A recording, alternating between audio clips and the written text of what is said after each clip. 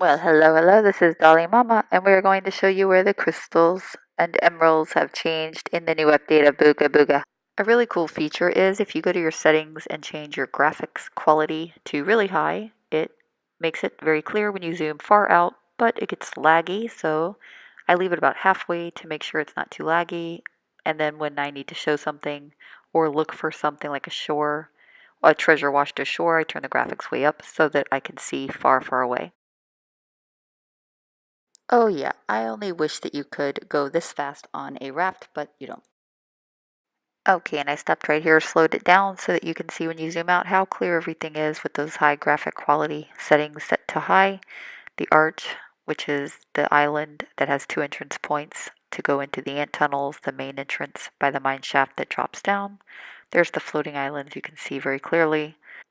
All right, and I'm stopping right here because there's a mammoth on this island. There's also a snow mammoth on Ice Island we'll see in a little while. But mammoth, if you're trying to level up, is one of the great ways to level up. I don't know if you can see him there, the sand mammoth over on the island. And it takes a little while to kill him, but not too bad if you use the crystal stick or the new emerald blade.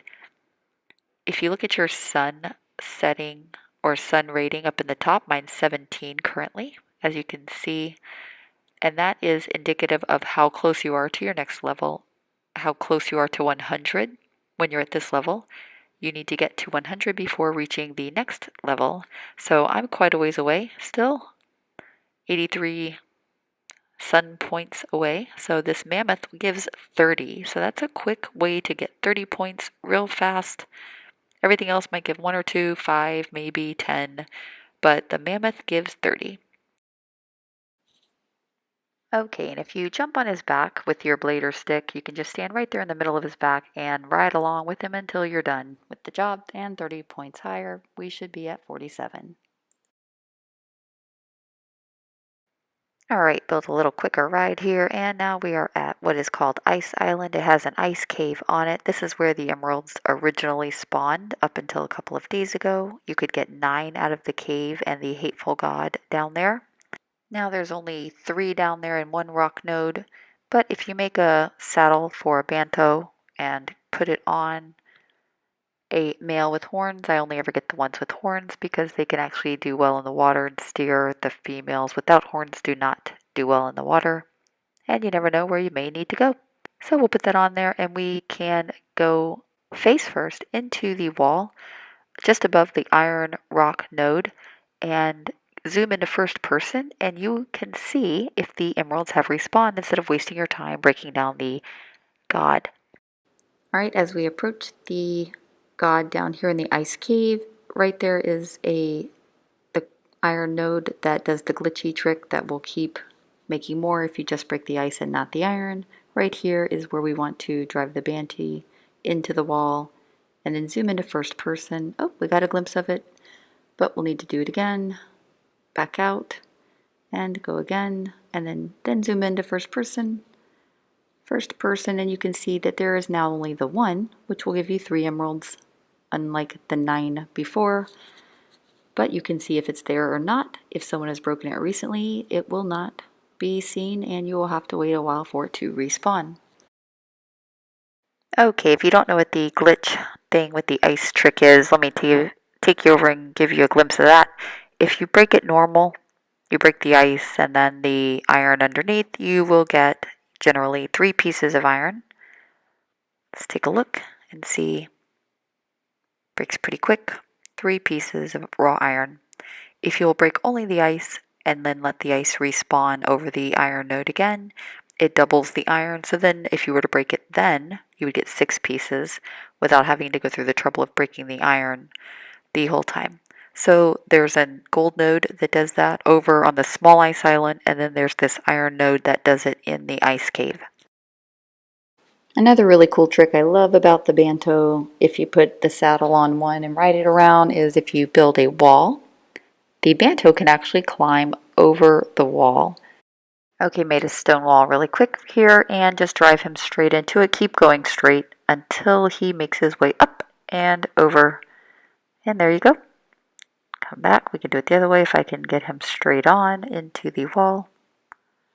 Back up. We'll start over. straight on. Nope.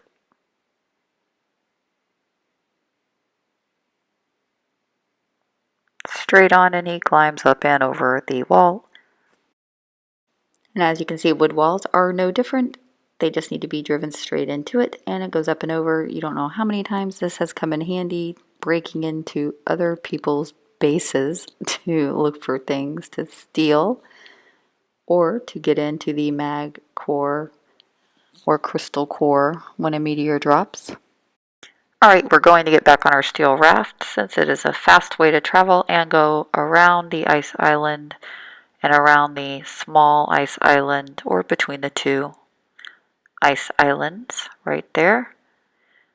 And we are basically going to go under the floating island. You see the waterfall. The island we're looking for is directly behind the waterfall.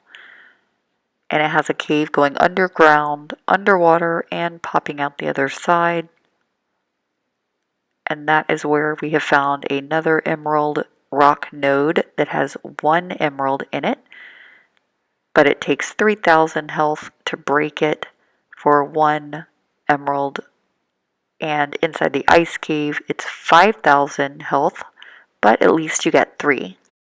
I will say that this one does seem to respawn very rapidly, though. It seems to come back pretty quickly, so you could just keep farming it for a long time and build up your emeralds that way. You would need a magnetite pick or an emerald pick. Nothing else as far as picks will break it. When you go down and in the tunnel, there's going to be a little loop around. That's literally all it does, is go around in a loop. One side loops around and comes out the other side. There's a stone and another stone.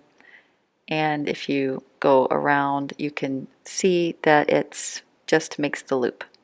So we're going to avoid the little loop when we come in, the roundy round, unless you want to have fun. Walk straight in, and then to the left is how you would exit out on the second island, straight up. And if you go to the right instead, there's a little hidden cave off to the corner where this rock is. Go to the left, and it tucks back in there, and there's our emerald node. Alright, with the magnetite pick that I have made, we will see how much each hit gets.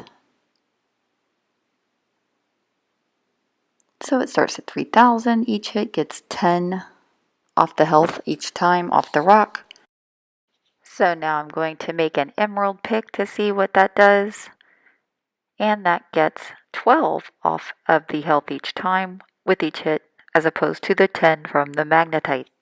Now just to show you that oddrite will not break it, I'm going to make an oddrite pick, whack at it a couple of times, and you'll see the health does not go down at all. So next we will make a crystal pick and show you that it does no good as well. The health does not go down, it does not change. Just as a heads up, if you are in a bind, arrows and bolts do work. It takes quite a bit of time, but it works at least if you find yourself without the ability to make the proper pick to get the job done and still want to break it. Alright guys, I really hope you enjoyed that, and hopefully if you found any other emeralds, let me know in the comments below, but those are the only 2 locations so far that I have found emeralds after they have all left the ice cave behind. Of course, you can still get them in the treasures that wash ashore. You get 4 emeralds and gold, coins and bars. If we go out the opposite side of this cave from where we went in, you can see that you are now on the other island on the other side of the hole. Thanks, have a great day. Hopefully you liked it, subscribe, and enjoy.